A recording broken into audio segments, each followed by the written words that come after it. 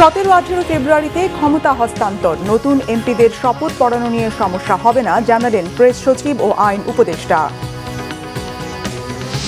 বিএনপির ইশতেহার ঘোষণা আগামীকাল, শেষ নির্বাচনী সমাবেশ রবিবার ঢাকায়, জামাতের ভূমিকা নিয়ে প্রশ্ন মির্জা ফখরুলের।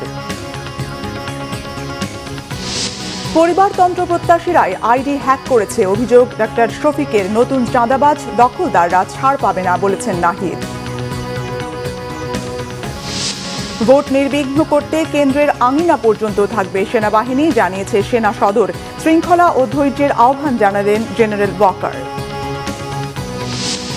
আশুলিয়ায় 6 লাশ পোড়ানোর মামলায় সাবেক এমপি সাইফুল সহ 6 জনের মৃত্যুদণ্ড, ডিআইজি সৈয়দ নুরুল ইসলাম সহ 7 জনকে যাবজ্জীবন। দেখছিলেন ক্রাউন সিমেন্ট সংবাদ শিরোনাম। নির্বাচন কেন্দ্রিক এখনো কোনো ভায়োলেন্স হয়নি। লাখো মানুষ সমবেত হচ্ছে দলীয় প্রধানদের দেশব্যাপী সমাবেশে। আগের নির্বাচনগুলোর তুলনায় এবার নির্বাচনী পরিবেশ খুব শান্তিপূর্ণ। এক সংবাদ সম্মেলনে এসব কথা বলেছেন প্রধান উপদেষ্টা প্রেস সচিব শফিকুল আলম। নির্বাচিত প্রতিনিধিদের শপথের পরপরই ক্ষমতা হস্তান্তর করবে অন্তর্বর্তী সরকার। 17-18 ফেব্রুয়ারির মধ্যেই নতুন সরকারের হাতে ক্ষমতা হস্তান্তরের কথাও জানান প্রধান উপদেষ্টার প্রেস সচিব। রুকুনুজ্জামানের রিপোর্ট। বৃহস্পতিবার প্রধান উপদেষ্টা অধ্যাপক মোহাম্মদ ইউনূসের সভাপতিত্বে উপদেষ্টা পরিষদের বৈঠক অনুষ্ঠিত হয়। বৈঠকে অন্তর্বর্তী সরকারের উপদেষ্টা পরিষদের মূল্যায়ন উঠে আসে। 68টি ক্যাবিনেট মিটিংয়ে 526টি সিদ্ধান্ত নেওয়া হয়েছে, যার 439টি বাস্তবায়িত হয়েছে। 116টি অধ্যাদেশ জারি হয়েছে, প্রক্রিয়াধীন রয়েছে আরও 16টি। নীতিমালা হয়েছে 14টি, দ্বিপাক্ষিক চুক্তি হয়েছে 14টি। বাংলাদেশ থেকে গুম উঠে গেছে। এলপিজির দাম কমাতে আমদানি পর্যায়ে বিদ্যমান 2% অগ্রিম কর অব্যাহতি দেওয়ার সিদ্ধান্ত নিয়েছে উপদেষ্টা পরিষদ। গ্যাস ও ডাক সেবার 2026-এর খসড়া নীতিমালার অনুমোদনও দেয় উপদেষ্টা পরিষদ। বঙ্গবন্ধু কৃষি পদকের নাম পরিবর্তন করে জাতীয় কৃষি পুরস্কার নামকরণ করা হয়েছে। রমজানে অফিসের সময়সূচি 9টা থেকে 3:30 পর্যন্ত করার সিদ্ধান্তও নিয়েছে উপদেষ্টা পরিষদ। পরে রাজধানীর ফরেন সার্ভিস একাডেমিতে ব্রিফিংয়ে প্রধান উপদেষ্টার প্রেস সচিব উপদেষ্টা পরিষদের সিদ্ধান্ত জানানোর পাশাপাশি নির্বাচনী পরিবেশ নিয়েও কথা বলেন। নির্বাচনী আমেজ খুবই উৎসব মুখর। এখন পর্যন্ত আমরা সেরকম কোনো ভায়োলেন্স দেখিনি।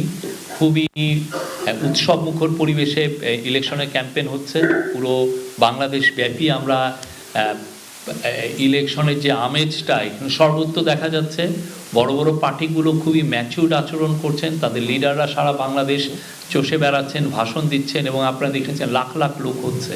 পুরো বাংলাদেশ আসলে এই একটা ভালো ইলেকশনের জন্য মুখিয়ে আছে, এবং আমরা আশা করি এই ইলেকশন ভালো একটা ইলেকশন আমরা দেখতে পারবো। আপনারা যদি কম্পেয়ার করেন আগের ইলেকশনের তুলনায়, যে এইবার ইলেকশন যথেষ্ট পিসফুল এবং মানুষের যে উৎসাহ এটা মানে কল্পনাতীত। আর এই বছর আমাদের হিসাবে সোফার 5 জন মারা গিয়েছেন ইলেকশন রিলেটেড ভায়োলেন্সে।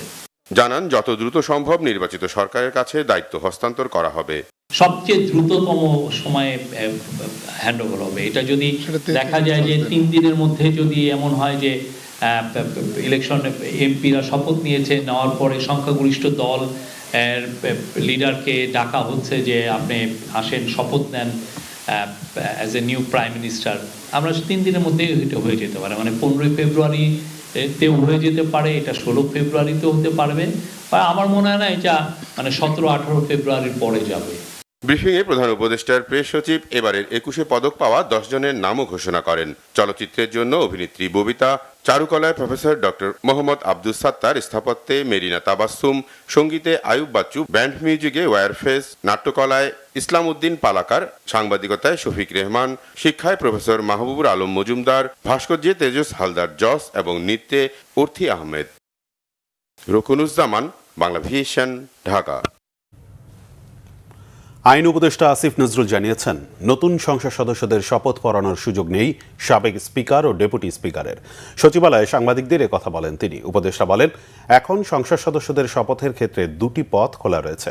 বলেন, সাংবিধানিক প্রক্রিয়া অনুসরণ করে নীতিগত সিদ্ধান্ত নেওয়ার প্রস্তুতি নেওয়া হবে। তিনি বলেন, বর্তমান বাস্তবতায় পলাতক ও কারাগারে থাকায় সাবেক স্পিকার ও ডেপুটি স্পিকার শপথ পড়াতে পারবেন না। আইন উপদেষ্টা বলেন, সংবিধান অনুযায়ী প্রধান উপদেষ্টার পরামর্শক্রমে রাষ্ট্রপতি কর্তৃক মনোনীত কোনো ব্যক্তি শপথ পড়াবেন। সেক্ষেত্রে প্রধান বিচারপতি রাজি থাকলে তিনি পড়াতে পারেন। তবে 3 দিনের মধ্যে কোনো কারণে শপথ গ্রহণ করানো না গেলে সিইসি শপথ পড়াতে পারবেন।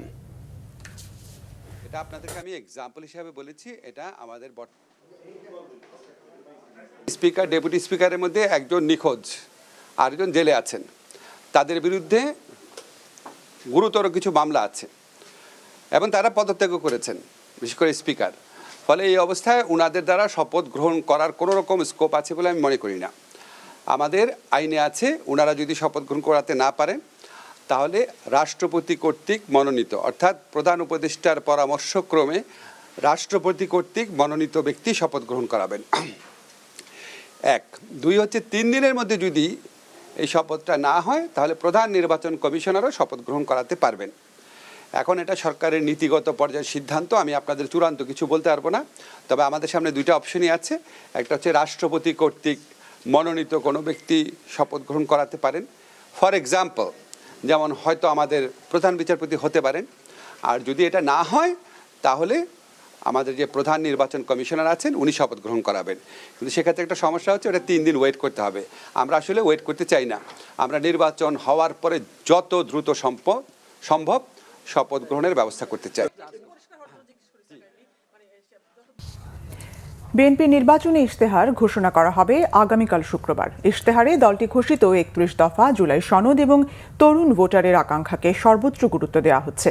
ফ্যামিলি কার্ড, হেলথ কার্ড ও কৃষক কার্ডের মতো জনমুখী এবং জীবন ঘনিষ্ঠ সেবার বিষয়গুলো বিশেষ অগ্রাধিকার পাচ্ছে।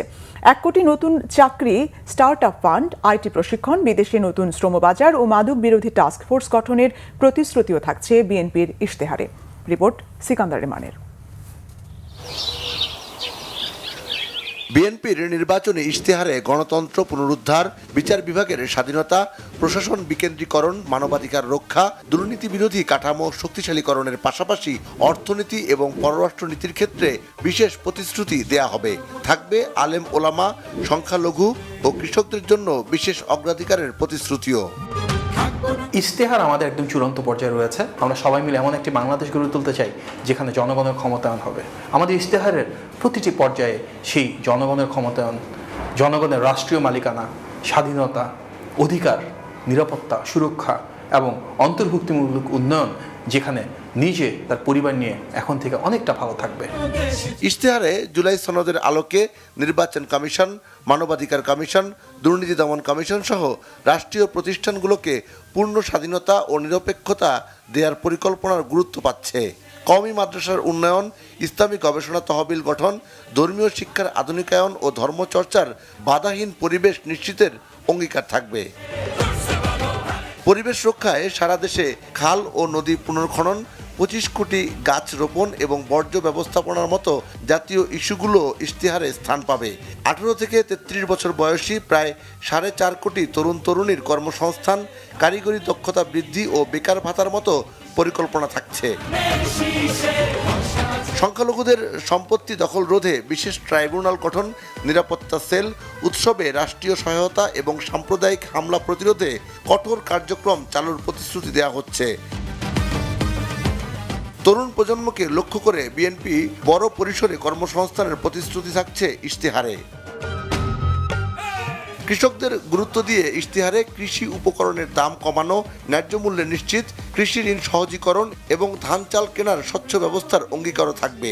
নারী নিরাপত্তা ব্যবস্থা, কর্মক্ষেত্রে সমান সুযোগ, নারী উদ্যোক্তা তহবিল গঠন, মাতৃত্বকালীন ভাতা বৃদ্ধি এবং সহিংসতা প্রতিরোধে দ্রুত বিচার ট্রাইব্যুনাল গঠনের বিষয়টি ইশতেহারের অংশ হচ্ছে। যুক্তরাজ্যের আদলে বাংলাদেশে ক্রিয়েটিভ ইকোনমি তৈরির পরিকল্পনা ও নির্বাচিত হলে 18 মাসে 1 কোটি মানুষের কর্মসংস্থানের বিষয়টিকে রাজনৈতিক অঙ্গীকার হিসেবে রাখছে বিএনপি। কর্মসংস্থান নিয়ে আছে বিরাট পরিকল্পনা, creating opportunities for young people in this country, technical education, widening the net off education, primary education, health care, রাস্তাঘাটের উন্নয়ন কীভাবে করা যায়। আমাদের লিডার এই প্ল্যানে কী কী উন্নয়নমূলক কর্মসূচি থাকছে। সিকান্দার রেমান, বাংলাভিশন, ঢাকা। আগামী 8 ফেব্রুয়ারি রবিবার বিএনপির শেষ নির্বাচনী জনসভা অনুষ্ঠিত হবে রাজধানীর নয়াপল্টনে, জানিয়েছেন দলের সিনিয়র যুগ্ম মহাসচিব রুহুল কবির রিজভী। সকালে বিএনপির কেন্দ্রীয় কার্যালয়ে যৌথ সভা শেষে তিনি এ তথ্য জানান। সর্বশেষ যে জনসভাটি হবে আমার চেয়ারম্যানের, সেটি হবে 8ই ফেব্রুয়ারি, রবিবার হচ্ছে। বিএনপির সর্বশেষ যে জনসভা সেটি অত্যন্ত সাফল্যমণ্ডিত হবে। ইতিমধ্যেই আমাদের অঙ্গ সংগঠনের নেতৃবৃন্দ প্রত্যেকেই অঙ্গীকার ব্যক্ত করেছেন তারা এই সভাকে শান্তিপূর্ণভাবে সফল করতে তাদের সর্বোচ্চ শ্রম দিয়ে সেটিকে তারা সফল করবে। আমাদের ইস্তেহার প্রকাশ করা হবে আগামীকাল বিকাল 3টায়। এবারে নির্বাচনে ভোট জালিয়াতি হবার সুযোগ নেই মন্তব্য করেছেন বিএনপির মহাসচিব মির্জা ফখরুল ইসলাম আলমগীর। নিজ আসন ঠাকুরগাঁওয়ের ফাড়াবাড়ি উচ্চ বিদ্যালয় মাঠে গণসংযোগে তিনি কথা বলেন। এ সময় ভোটারদের নির্ভয়ে ভোট কেন্দ্রে যাবার আহ্বান জানান বিএনপি মহাসচিব। এবার একটি সুন্দর পরিবেশ তৈরি হয়েছে, যার মাধ্যমে একটি সুষ্ঠু নির্বাচন হবার আশা তার। জামাত ইসলামীর ৭১-এর ভূমিকা নিয়েও কথা বলেন মির্জা ফখরুল ইসলাম আলমগীর।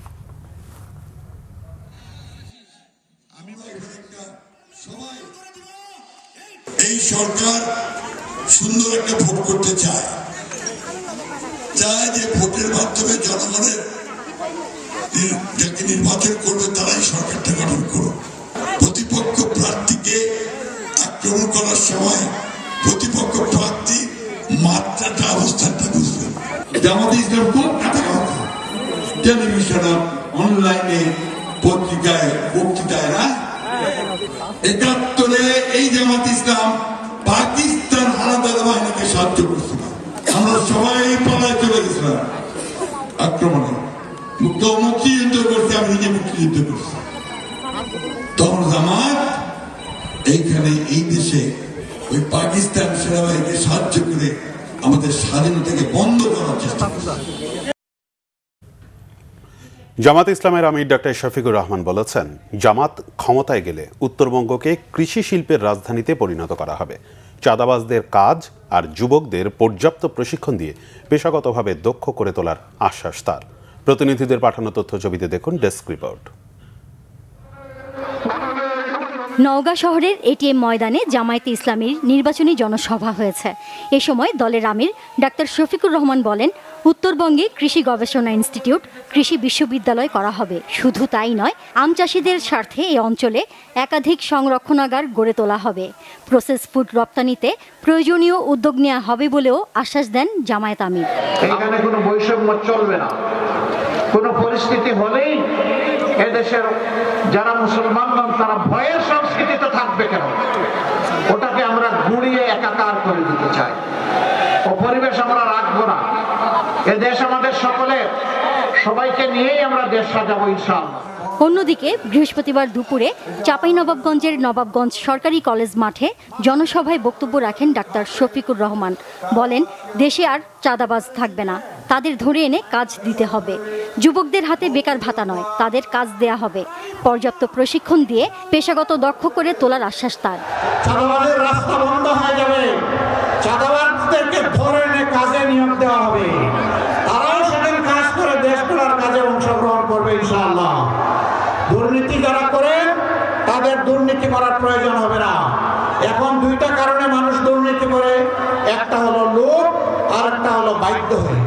এদিকে রাজশাহী মাদ্রাসা মাঠে নির্বাচনী জনসভায় জামায়াতের আমির ডাক্তার শফিকুর রহমান এই জাতিকে আর বিভক্ত করতে দেয়া হবে না বলে হুঁশিয়ারি দিয়েছেন। সবগুলা মানুষ মিলেই আমাদের এই সমাজ, আমরা এই জাতিকে আর বিভক্ত করতে দেব না। আমরা ঐক্যবদ্ধ একটা জাতি নিয়ে এগিয়ে যেতে চাই। এই জন্য আমাদের 11 দলের স্লোগান হচ্ছে ঐক্যবদ্ধ বাংলাদেশ। এ সময় নারীদের প্রতি সম্মান ও নিরাপত্তার বিষয়টি গুরুত্বের সঙ্গে তুলে ধরেন জামায়াত আমির। Bangla Vision news desk. Jatiya Nagorik party এনসিপির আহ্বায়ক নাহিদ ইসলাম বলেছেন, 5 অগাস্টের পরে যারা নতুন করে চাঁদাবাজি, জমি দখল এবং ফ্যাসিস্টদের পুনর্বাসনের নীতি নিয়েছে তারাই দেশে নতুন জালেম হিসেবে আবির্ভূত হয়েছে। 12 ফেব্রুয়ারি হচ্ছে তাদের রুখে দেওয়ার দিন। দুপুরে কক্সবাজারের কুতুবদিয়া বড় ঘোপে জামাতের নেতৃত্বাধীন 11 দলীয় জোটের প্রার্থীর সমর্থনে নির্বাচনী জনসভায় একথা বলেন তিনি। নাহিদ ইসলাম বলেন, কোন দল সরকার গঠন করবে তা নির্ধারণ করবে দেশের জনগণ। দিল্লি থেকে কোনো ষড়যন্ত্র মেনে নেওয়া হবে না এবং বাংলাদেশে আর কখনো দিল্লির দাদাগিরি চলবে না। দেশে আধিপত্যবাদ, ফ্যাসিবাদ, দুর্নীতিবাজ ও লুটেরাদের হাত থেকে দখলমুক্ত করতে এনসিপি ঐক্যবদ্ধ বলে জানান নাহিদ ইসলাম। একটি দল ভুলে গিয়েছে তারা আজকে কোন প্রক্রিয়ায় নির্বাচনে অংশগ্রহণ করছে, তাদের রক্তের উপর দিয়ে তারা নির্বাচনে অংশগ্রহণ করছে এবং ভোট যাচ্ছে। জুলাই বিপ্লবের ফলে এই নির্বাচন সম্ভব হয়েছে এবং গত 16 বছর ধরে তৈরি হয়েছিল লুটপাট, টাকা পাচার এবং মানুষের উপরে জুলুম। সেই সব কিছুকে মানিয়ে আপনারা রাজপথে এসে জীবন দিয়ে আপনারা কিন্তু নতুন বাংলাদেশ তৈরি করেছেন। আমরা আশা করি আগামী 12ই ফেব্রুয়ারি আপনারা আমরা মিলে আরেক নতুন ইতিহাস তৈরি করবে। বিএনপির ঢাকা ৮ আসনের প্রার্থী মির্জা আব্বাস বলেছেন, ক্ষমতায় বসে নির্বাচন করছে জামাত আর এনসিপি। তিনি আশঙ্কা করছেন জনগণের ভোটের ফলাফল ঘুরিয়ে দিতে পারে প্রশাসনে থাকা জামাতের লোকেরা। বৃহস্পতিবার রাজধানীর মোতালেব প্লাজায় মতবিনিময় সভায় তিনি বলেন, ইসলামী দলের নাম ব্যবহার করে ক্ষমতায় যাবার জন্য বিদেশিদের সাথে চুক্তি করছে একটি দল ও তাদের বাচ্চারা। ইউনূস সরকারকে ক্ষমতায় বসিয়ে নিজেরা ক্ষমতায় থেকে নির্বাচন করছে বলে অভিযোগ করেন মির্জা আব্বাস। বলেন, একটি বিশেষ দলকে ক্ষমতায় নেবার জন্য চেষ্টা চলছে, যদি না পারে তাহলে নির্বাচন বানচাল করবে। ভোট যথাসময়ে হবে আশা করে মির্জা আব্বাস বলেন, একটি চক্র ভোট ব্যাহত করার চেষ্টা করছে। পরে তিনি মোতালেব প্লাজা ও হাতিরপুল এলাকায় গণসংযোগ করেন। একটি চক্র চাচ্ছে কোনোভাবে হলে, যে কোনোভাবেই হোক, একটা বিশেষ দলকে ক্ষমতা নেওয়ার জন্যে, যদি না পারে তো নির্বাচন ভণ্ডুল করার জন্য। এই দেশের লোক অনেক কষ্টে, অনেক যুদ্ধ করে, অনেক রক্ত দিয়ে 17 বছর ত্যাগ প্রতীক্ষার বিনিময়ে এই ভোটের অধিকার অর্জন করেছে। এই ভোটের অধিকার আপনারা প্রয়োগ করবেন 12 তারিখে যথারীতি। কোনো ষড়যন্ত্রকারীদেরকে আপনারা প্রশ্রয় দেবেন না। নির্বাচন ঘনিয়ে আসতেই চূড়ান্ত প্রচারণার উত্তাপে ফুটছে রাজধানীর ঢাকা 14 আসন। প্রতিশ্রুতি, অভিযোগ আর ভোটারদের মন জয় করার লড়াইয়ে সরব প্রার্থীরা। বিএনপি মনোনীত সঞ্জিদা ইসলাম তুলি এবং 11 দলীয় জোট সমর্থিত ব্যারিস্টার মীর আহমেদ বিন কাশেম দুজনই মাঠ চষে বেড়াচ্ছেন উন্নয়ন ও পরিবর্তনের বার্তা নিয়ে। মেজবা রহমানের রিপোর্ট। ভোটের কাউন্টডাউন শুরু, শেষ সময়ের প্রচারণায় রাজনৈতিক তাপমাত্রা বাড়ছে ঢাকা 14 আসনে। একদিকে গণসংযোগে ব্যস্ত বিএনপি প্রার্থী সঞ্জিদা ইসলাম তুলি, অন্যদিকে ক্যাম্প উদ্বোধন আর অভিযোগ পাল্টা অভিযোগের সরব 11 দলীয় জোট প্রার্থী ব্যারিস্টার মীর আহমেদ বিন কাশেম। বৃহস্পতিবার 11 দলীয় ঐক্যজোট সমর্থিত প্রার্থী ব্যারিস্টার মীর আহমেদ বিন কাশেম মিরপুরের দক্ষিণ বিশাল ও শাহ আলীবাগ এলাকায় দুটি নির্বাচনী ক্যাম্প উদ্বোধন করেন। এ সময় তিনি অভিযোগ করেন, একটি বড় রাজনৈতিক দল তাদের প্রার্থীদের উপর হামলা করছে। বিষয়টি নির্বাচন কমিশনে জানানো হলেও কার্যকর পদক্ষেপ দেখা যায়নি বলে দাবি তার। সারা বাংলাদেশের যেসব ঘটনা ঘটছে তাতে আমরা উদ্বিগ্ন। আমরা দেখতে পাচ্ছি যে বড় একটি দলের প্রকাশ্য আচরণবিধি লঙ্ঘনেও নির্বাচন কমিশন এবং সংশ্লিষ্ট কেউ কিছু বলছে না। জামাত বা স্বতন্ত্র প্রার্থীদের পান থেকে চুন খুঁজলেই তাদেরকে জরিমানা এবং বিভিন্ন ধরনের শাস্তি প্রদান করা হচ্ছে। বড় ধরনের সহিংসতার ঘটনা আমরা দেখতে পাচ্ছি, কিন্তু এখন পর্যন্ত কাউকে গুরুত্বপূর্ণ কাউকে দায়ী করা হয়নি। অন্যদিকে বিএনপি মনোনীত প্রার্থী সঞ্জিদা ইসলাম তুলি ব্যস্ত সময় পার করছেন গণসংযোগে। শিক্ষা প্রতিষ্ঠান, তৈরি পোশাক কারখানায় গিয়ে ভোটারদের সাথে মত বিনিময় করছেন। এ সময় মাদক নির্মূল, জলবদ্ধতার দূরীকরণ, নাগরিক সেবা উন্নয়ন সহ বিভিন্ন উন্নয়ন প্রতিশ্রুতি তুলে ধরেন তিনি। এই মাদক, দুর্নীতি, চাঁদাবাজি থেকে শুরু করে রুল অফ ল ইন প্লেসে না থাকার কারণে এই সমস্যাগুলো সৃষ্টি হয়েছে এবং এটা ব্যাপকভাবে কিন্তু বিগত 1 বছরে আরো অনেক বেশি বেড়ে গেছে।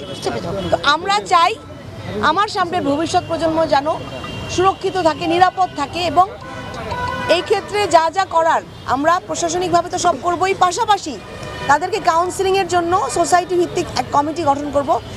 শেষ মুহূর্তের প্রচারণায় প্রতিশ্রুতি আর অভিযোগে সরগরম ঢাকা 14। এখন সব হিসাব মিলবে ব্যালটেই। ভোটারদের রায়ে নির্ধারিত হবে কে পাচ্ছেন এই আসনের আস্থা। মেজবা রহমান, বাংলা ভিশন, ঢাকা। ভোট দেয়া নির্বিঘ্ন করতে এবার কেন্দ্রের আঙিনা পর্যন্ত দায়িত্বে থাকবে সেনাবাহিনী। ভোটারদের আস্থা ফেরাতে সারা দেশে মোতায়েন রয়েছে 1 লাখ সেনা সদস্য। বৃহস্পতিবার সেনা সদরের ব্রিফিংয়ে এ তথ্য জানানো হয়। ভোট নিয়ে সংশয় দূর করতে সেনাবাহিনী প্রধান যে কোনো পরিস্থিতি মোকাবেলায় বেসামরিক প্রশাসনকে সর্বোচ্চ সহযোগিতার আশ্বাস দিয়েছেন। এদিকে জাতীয় নির্বাচন ও গণভোট উপলক্ষে জাতীয় স্টেডিয়ামে সেনা ক্যাম্প পরিদর্শন করেছেন সেনাবাহিনী প্রধান জেনারেল ওয়াকারুজ্জামান।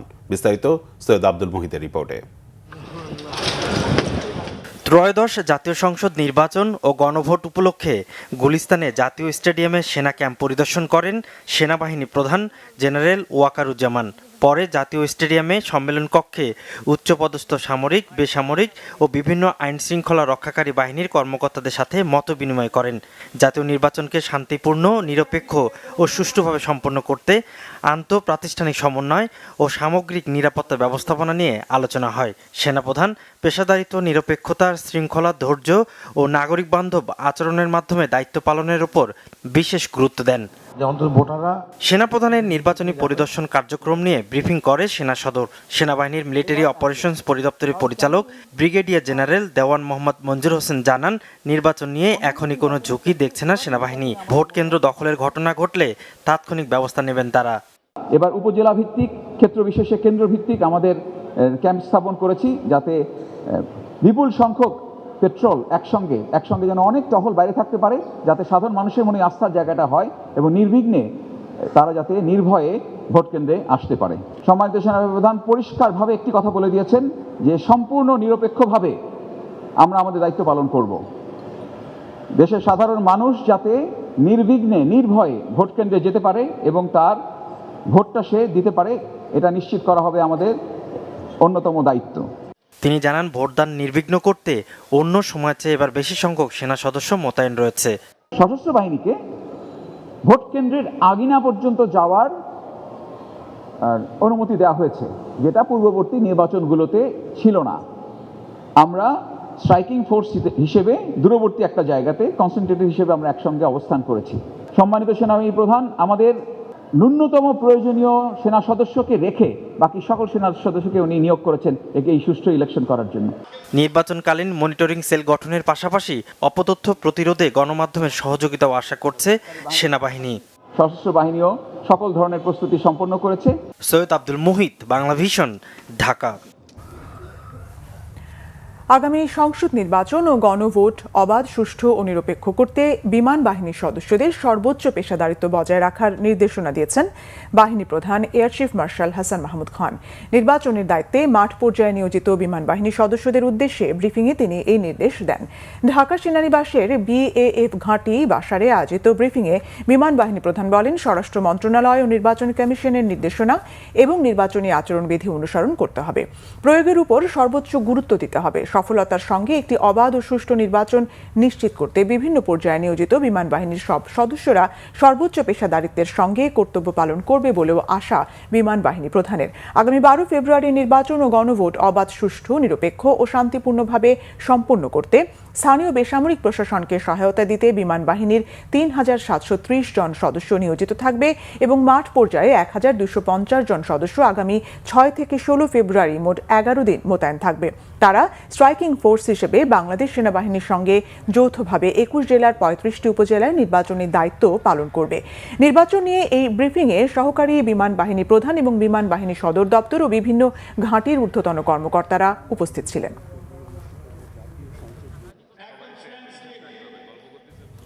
প্রতারকরা নেকাব ব্যবহার করে ভোটে কারচুপি করতে পারে বলে আশঙ্কা প্রকাশ করেছেন Bangladesh research analysis and information network brain আয়োজিত সেমিনারের বক্তারা। যারা নেকাব খুলবেন না তাদের ভোট দিতে যাওয়ার দরকার নেই বলে মনে করেন তারা। কেন্দ্র দখল, ব্যালট সিল জালিয়াতি, পেশি শক্তির মাধ্যমে নির্বাচনে ভোট কারচুপি হতে পারে বলেও মনে করেন বক্তারা। রিপোর্ট করছেন ইমরুল কায়েস।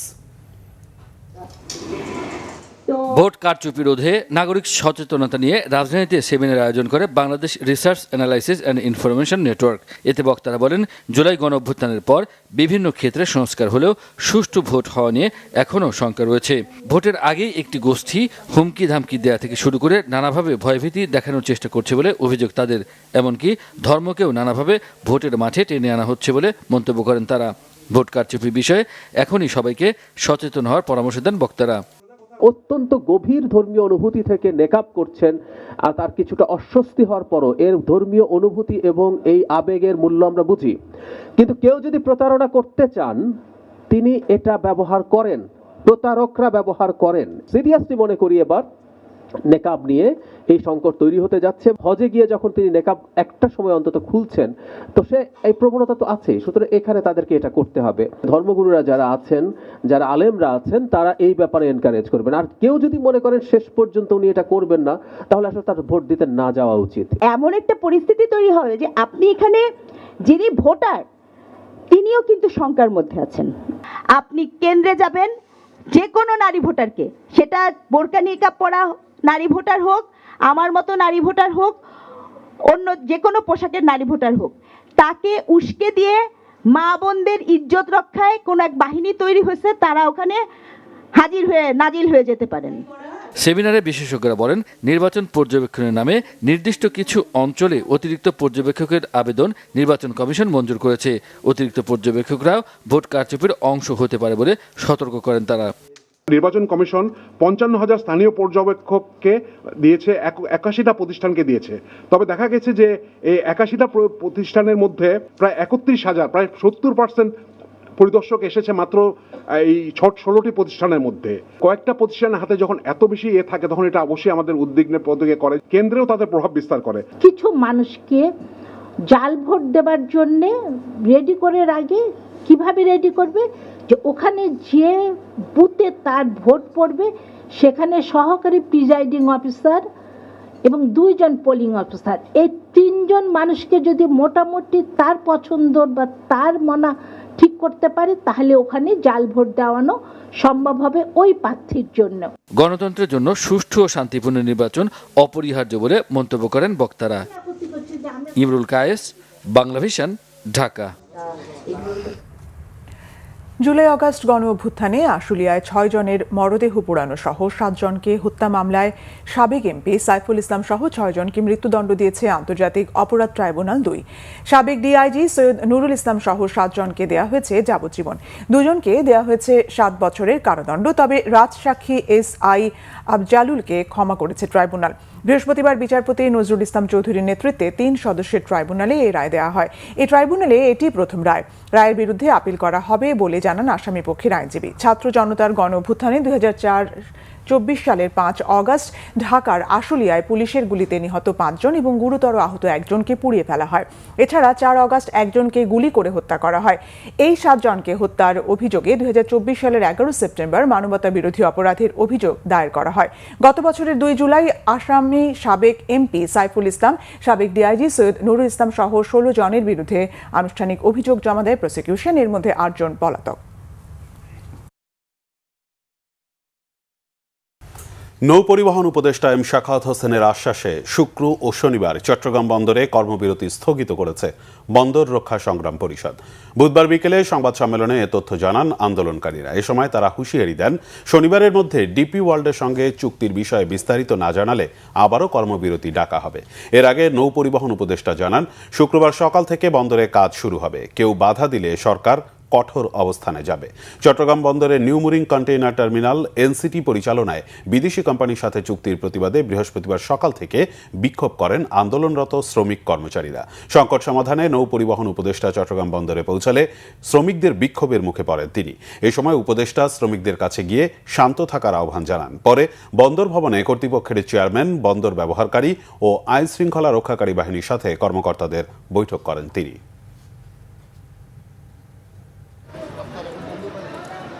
এখানে যা ঘটছে সেটা যে এখান থেকে ঘটছে তা নয়, এর পিছনে অনেক অনেক অনেক লোকের ইন্ধন আছে, যেটা আমি মনে করি। তো এই সব বিষয়ে আমি ফিরে গিয়ে আলোচনা করব এবং আশা করি কালকে সকাল থেকে যেভাবে হোক পোর্ট সচল হবে। আমরা আমাদের কর্মসূচি স্থগিত করছি। শনিবারের মধ্যে যদি সিদ্ধান্ত না আসে, তাহলে রোববার থেকে আমাদের কর্মসূচি পুনরায় চলবে। অন্তর্বর্তী সরকার গুম পরিবারের প্রত্যাশা পূরণে ব্যর্থ, অভিযোগ স্বজনদের। আগামী সরকারের কাছে ক্ষতিপূরণ সহ পুনর্বাসনের দাবি জানিয়েছে গুমের শিকার পরিবারগুলো। দেশ থেকে গুম চিরতরে নিশ্চিহ্নের লক্ষ্যে আগামী 3-4 দিনের মধ্যে দৃষ্টান্তমূলক পদক্ষেপের আশ্বাস দিয়েছেন উপদেষ্টা আসিফ নজরুল ও আদিলুর রহমান খান। রিপোর্ট আসমা আক্তার নূপুরের। ফ্যাসিবাদের আমলে মানবাধিকার লঙ্ঘনের সবচেয়ে ন্যাক্কারজনক ছিল গুমকাণ্ড। বৃহস্পতিবার বিকেলে Bangladesh Institute of Law and International অ্যাফেয়ার্সে এক আলোচনায় 2012 সালে গুম হওয়া ফিরোজ খানের স্ত্রী আমেনা বেগম ও 2019 সালে গুম হওয়া ইসমাইল হোসেন বাতেনের স্ত্রী নাসরিন জাহান স্মৃতি জানান স্বামী ছাড়া তাদের জীবনযাপনের করুণ অবস্থার কথা। গুমে সরাসরি জড়িতরা এখনও বিভিন্ন দফতরে কর্মরত থাকা ও বিদেশ চলে যাওয়া নিয়ে প্রশ্ন তাদের। আমি অক্ষম হয়ে গেছি শারীরিকভাবে, আমি এখন চোখে দেখি না। আপনারা আর কত করবেন একটু বলেন আমাদেরকে। যথেষ্ট প্রমাণ এভিডেন্স থাকা সত্ত্বেও একটা মামলা এখন পর্যন্ত সামনে আনতে পারলেন না আপনারা, চ্যালেঞ্জ নিতে পারলেন না আপনারা। আমি 2 বছর আমার শাশুড়ির কাছে ছিলাম আমার এই সন্তান নিয়ে। যখন আমি দেখি যে আমার সন্তানের জন্য নিরাপদ না বরিশাল বা আমার জন্য না, তখন আমি আমার বাবার বাড়ি চলে যাই। কমিশন থেকে অভিযোগ তুলে নিতে ভিকটিমের উপর বিভিন্ন সময় চাপও কম আসেনি। প্রায় 30-40 জন মল্লিক পরিবার আছে। সেই মল্লিক থেকে হচ্ছে যে আমরা একজনকে পাই, তার নাম আলকাস মল্লিক। তিনি জিয়াউল হাসানের হাতে এবং হচ্ছে তার সঙ্গীও দ্বারা গুম হয়েছিলেন। সে একজন বোট মালিক। যে কিভাবে জিয়াউল হাসান যে হাজারের অধিক মানুষদেরকে বাংলাদেশ থেকে যে সম্পূর্ণ চিরতরে যে সে গায়েব করে ফেলেছে, এই ঘটনাগুলো আমরা সেখান থেকে জানতে পেরেছি। এ যেন খড়ের গাদার ভেতর থেকে সুতা বের করার মতো একটি গল্প। মানবাধিকার কমিশন যাতে শক্তিশালী হয়, ইন্ডিপেন্ডেন্টলি কাজ করতে পারে, সেই অনুযায়ী এই আইনটি হয়েছে। এবং আমাদের অসম্পূর্ণ গুম সংক্রান্ত কমিশনের অসম্পূর্ণ কাজগুলো কিন্তু পরবর্তীতে জাতীয় মানবাধিকার কমিশন সেগুলো বাস্তবায়ন করবে। আইন উপদেষ্টা ডক্টর আসিফ নজরুল ফোনে যুক্ত হয়ে জানান, বাংলাদেশ থেকে চিরতরে গুম নামক অপরাধ নিশ্চিহ্ন করা হবে। সান্ত্বনা সহ আশ্বাস দিলেন শিল্প উপদেষ্টা আদিলুর রহমান খানও। আমরা মনে করি গুম হচ্ছে জঘন্যতম অপরাধ এবং এটার ক্ষেত্রে আমাদের জিরো টলারেন্স ছিল এবং আমরা জিরো টলারেন্সের যে ভিত্তিভূমি স্থাপন করেছি, আগামী সরকারগুলো সেগুলি অবশ্যই অব্যাহত রাখবে। বাংলাদেশকে গুম নামক অপরাধকে আমরা চিরতরে নিশ্চিহ্ন করে ছাড়বো। দক্ষিণ এশিয়ার মধ্যে বাংলাদেশেই এইভাবে বিচারটা হচ্ছে, যেটা একটা বিশাল আশার দিক।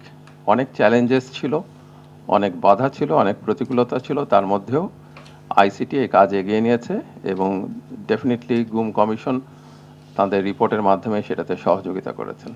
গুম সংক্রান্ত তদন্ত কমিশনে অভিযোগ জমা পড়েছে 1850টি। এর মধ্যে যাচাই বাছাই হয়েছে 1350টি অভিযোগ। এখনও নিখোঁজ 345 জন। আসমা আক্তার নূপুর, বাংলাভিশন, ঢাকা। প্রথমে স্ত্রী ও 2 সন্তানকে হত্যার পর গৃহকর্তার সিলিং ফ্যানের সঙ্গে ঝুলে আত্মহত্যা। রাজধানীর পল্লবীর ওয়াবদা বিহারী ক্যাম্পের পরিত্যক্ত এক ভবনে ঘটে মর্মান্তিক এই ঘটনা। বৃহস্পতিবার দুপুর 12টায় রাজধানীর পল্লবীর 11 নম্বর ওয়াবদা বিহারী ক্যাম্পের পরিত্যক্ত এই ভবনের নিচতলা থেকে উদ্ধার করা হয় একই পরিবারের 4টি মরদেহ। দুপুর 12টার কিছু পর সঞ্চয়ের টাকা নিতে এলে এনজিওর লোকজন দেখতে পান ঝুলন্ত লাশ। পরে এলাকাবাসী খবর দিলে ঘটনাস্থলে হাজির হয় পুলিশ। ছোট্ট 2টি সন্তান সহ একই পরিবারের 4টি লাশ উদ্ধারের খবরে চাঞ্চল্য ছড়িয়ে পড়ে চারপাশে। এলাকাবাসী বলছেন, পারিবারিক কলহের জেরে সপরিবারে এমন মৃত্যুর ঘটনা ঘটতে পারে। এদিকে ঘটনাস্থলে উপস্থিত হয়ে বিভিন্ন আলামত সংগ্রহ করেছে আইনশৃঙ্খলা বাহিনী। প্রাথমিক তদন্তে পুলিশ জানায়, মাসুম তার স্ত্রী ও 2 সন্তানকে শ্বাসরোধ করে হত্যা করে তারপর সিলিং ফ্যানের সঙ্গে ঝুলে আত্মহত্যা করেছে। নিহত মাসুম পেশায় ছিলেন একজন অটো চালক। 3 সন্তান সহ দীর্ঘদিন ধরে রাজধানীর পল্লবী বিহারী ক্যাম্পে বসবাস করে আসছিলেন তিনি। বিএনপি চেয়ারম্যানের উপদেষ্টা পরিষদ সদস্য ঢাকা 2 আসনের প্রার্থী আমানুল্লাহ আমান বলেছেন, একটি গোষ্ঠী নির্বাচন বানচালের চেষ্টা করছে, তবে কোনো অপশক্তি নির্বাচন বানচাল করতে পারবে না। বিকেলে কামরাঙ্গীরচর ঈদগাহ মাঠে ঢাকা 17 আসনের বিএনপির প্রার্থী হামিদুর রহমান হামিদের নির্বাচনী জনসভায় তিনি কথা বলেন। আমান বলেন, দেশে নিরপেক্ষ নির্বাচন হবে, গণতন্ত্র শক্তিশালী হবে। বিএনপি ক্ষমতায় গেলে কামরাঙ্গীরচর ও খোলামোড়া ব্রিজ নির্মাণ করে কেরানীগঞ্জ ও কামরাঙ্গীরচরকে এক সূত্রে বাঁধা হবে বলে জানান তিনি। উপস্থিত ছিলেন ঢাকা 7 আসনের প্রার্থী হামিদুর রহমান হামিদ সহ দলের নেতাকর্মীরা।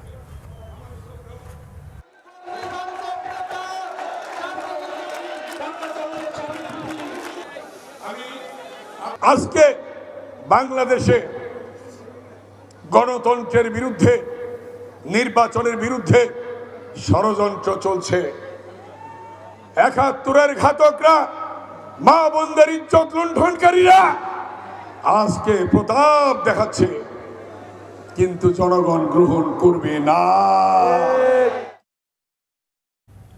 আরো কিছু খবর নিয়ে এবার একটি ডেস্ক রিপোর্ট।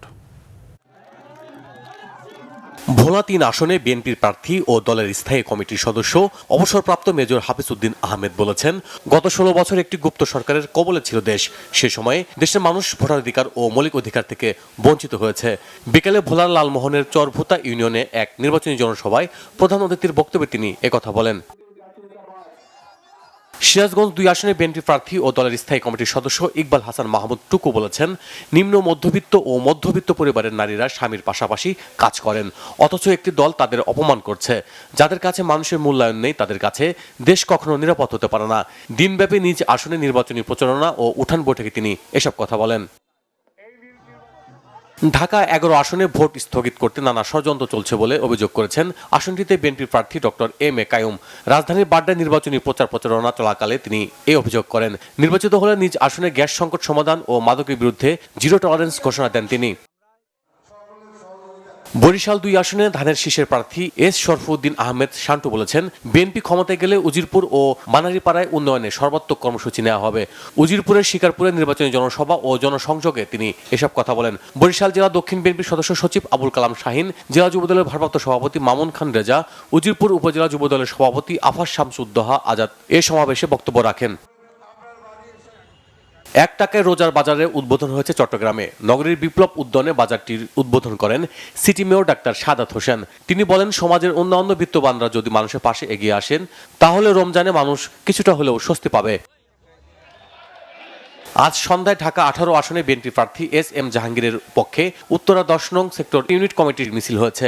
নেতৃত্ব দেন ঢাকা মহানগর উত্তর বিএনপির সদস্য সচিব মোস্তফা জামান। উপস্থিত ছিলেন ঢাকা মহানগর ১ নং ওয়ার্ড বিএনপির আহ্বায়ক আব্দুস সামাদ, ১০ নং সেক্টর ইউনিট কমিটির সদস্য সচিব মঞ্জুরুল কাদের কনক, যুগ্ম কনভেনার তোফাজ্জল হোসেন মানিক, প্রকৌশলী জসিমউদ্দিন, অবসরপ্রাপ্ত কর্নেল ফারুক হুসাইন, অবসরপ্রাপ্ত কর্নেল এরশাদ হোসেন সহ অন্যরা। চট্টগ্রাম বন্দরকে তড়িঘড়ি বিদেশিদের হাতে তুলে দেওয়ার সিদ্ধান্তের প্রতিবাদে উপদেষ্টা সহ সরকারের গুরুত্বপূর্ণ ব্যক্তিদের কুশপুত্তলিকা দাহ করেছে সংক্ষুব্ধ শিক্ষার্থীরা।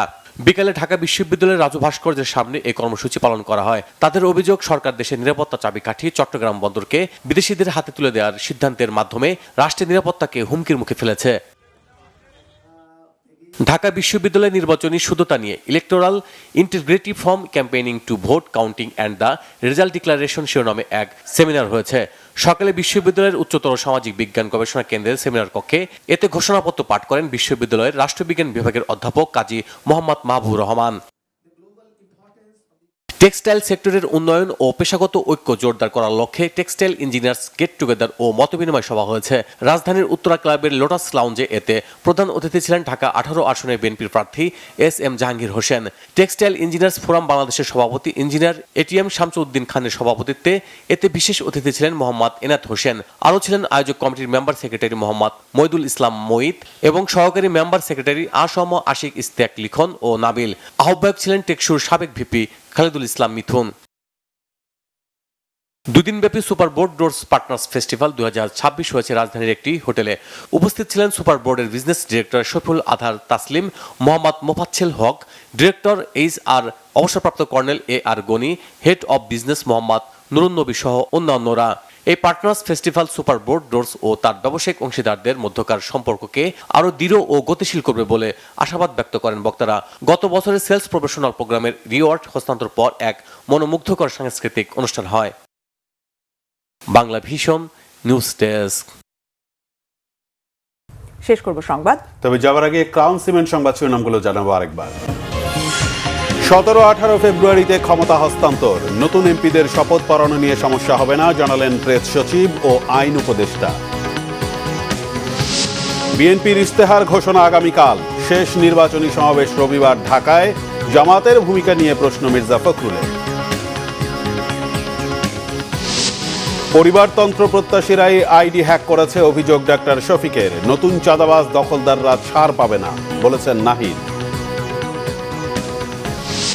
ভোট নির্বিঘ্ন করতে কেন্দ্রের আঙিনা পর্যন্ত থাকবে সেনাবাহিনী জানিয়েছে সেনা সদর। শৃঙ্খলা ও ধৈর্যের আহ্বান জানালেন জেনারেল ওয়াকার। আশুলিয়ায় 6 লাশ পোড়ানোর মামলায় সাবেক এমপি সাইফুল সহ 6 জনের মৃত্যুদণ্ড, ডিআইজি সৈয়দ নুরুল ইসলাম সহ 7 জনকে যাবজ্জীবন। এই ছিল এখনকার মতো। পরের সংবাদ রাত 1টায় দেখার আমন্ত্রণ রইল। এছাড়া বাংলাদেশের সংবাদ ও সংবাদ সংশ্লিষ্ট অনুষ্ঠান দেখতে ভিজিট করুন www.bvnewsv24.com ও facebook.com/banglavishannews এবং সাবস্ক্রাইব করুন youtube.com/banglavishannews। এতক্ষণ সঙ্গে থাকায় ধন্যবাদ। শুভরাত্রি। শুভরাত্রি।